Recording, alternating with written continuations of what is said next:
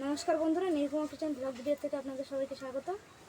আজকে আমি রান্নাঘরেতে চলে এসেছি নতুন রেসিপি দেখানোর জন্য। আমি কিছুদিন বিরতি নিয়েছিলাম, পারিবারিক সমস্যার জন্য আমি একটু ব্যস্ত ছিলাম, তার জন্য আমি রান্না করতে পারিনি। আজকে আপনাদের সামনে আমি রান্না করে দেখাবো। আমি আজকে চিংড়ি মাছ, মৌটি মাছ দিয়ে আজকে ভেন্ডি, আলু আর টমেটো দিয়ে একটা রেসিপি করে দেখাবো। মাখা মাখা টাইপের, ঝোল টাইপের হবে। দেখুন কিভাবে করছে।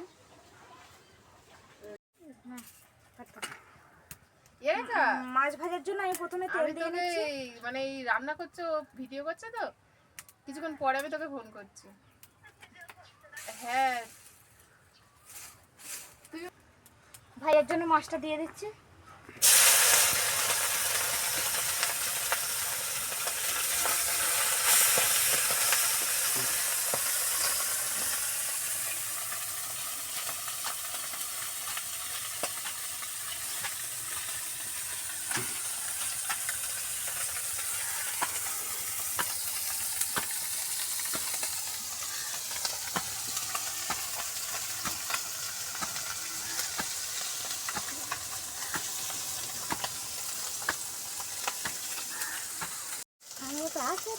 তাহলে কার মুখে দিয়ে যাবে? জিজ্ঞেস করবি যে হচ্ছে মানে কারের থেকে দেখি।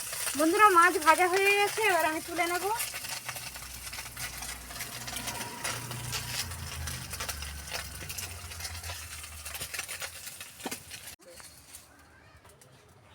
প্রথমে আমি তেল দিয়ে দিচ্ছি।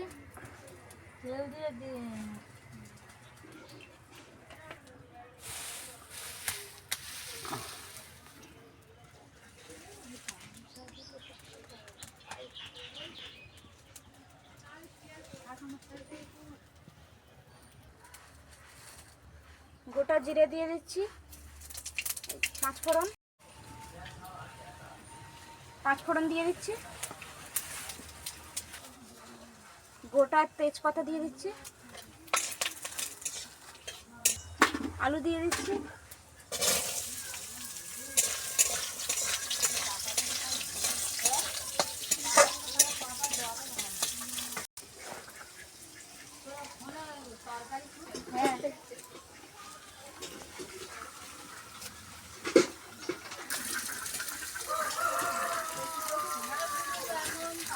আমি এবার টমেটো, পেঁয়াজ, আদা রসুন বাটা আর পেঁয়াজ দিয়ে দিচ্ছি।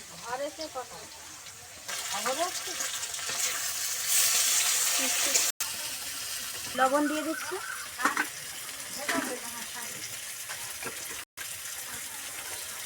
হলুদের গুঁড়ো দিয়ে দিচ্ছি।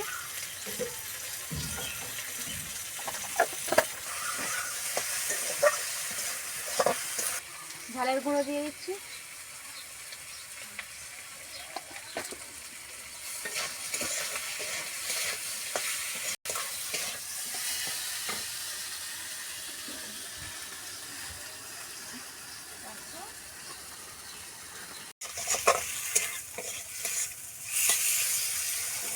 কষানোর জন্য একটু জল দিয়ে দিচ্ছি।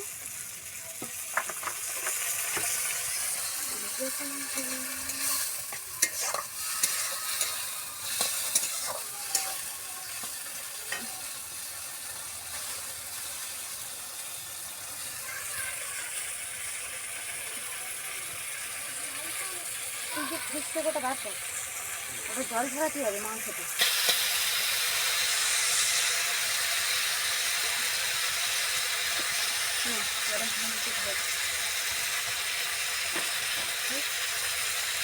এবার আমি ভেন্ডিটা ঢেলে দিচ্ছি। ভেন্ডিটা এখন ঢাললাম কারণ হচ্ছে ভেন্ডিটা নইলে হচ্ছে বেশি সিদ্ধ হয়ে যাবে, ওই জন্য আমি এখন ঢাললাম, যাতে না ভেন্ডিটা সিদ্ধ হয়ে যায়, বেশি গোটা গোটা থাকে, তার জন্য।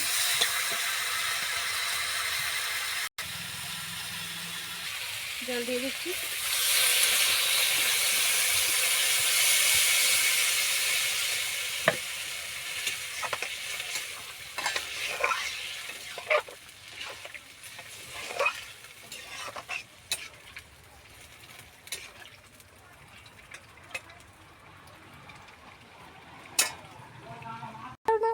যাবো দেবে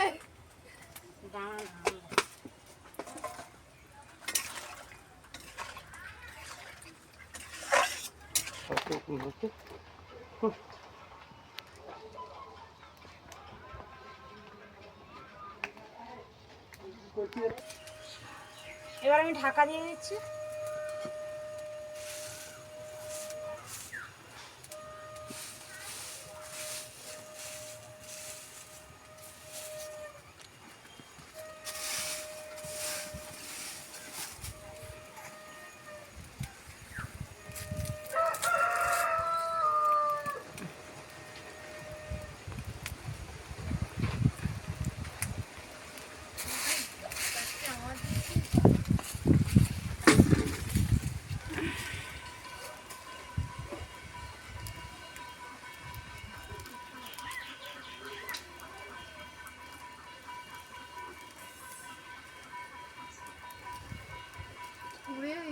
দেখে নেবো, এবার আমি খুলে দেখে নিচ্ছি।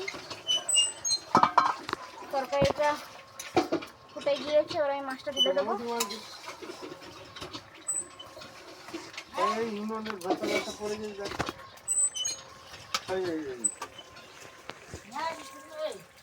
কোটা মাছ ফেলতে হবে,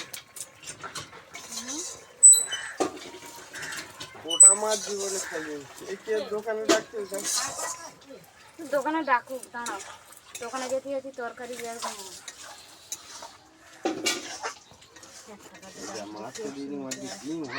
বাবা মাছ ধরছিল। মাছের ডিম হয়ে যায়। আবারও একটু আমি ঢাকা দিয়ে দিচ্ছি। ঢাকা দেওয়া ঢাকা দিয়ে আমরা মাছ কাটতে খুলে দেখে নিচ্ছি, হয়ে গেছে, হয়ে এসছে তরকারি।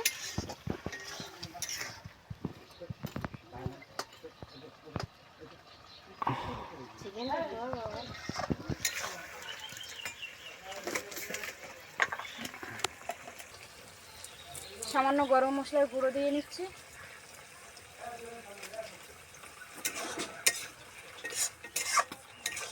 মাখা মাখা হয়ে গেছে, এবার আমি নামিয়ে নেব।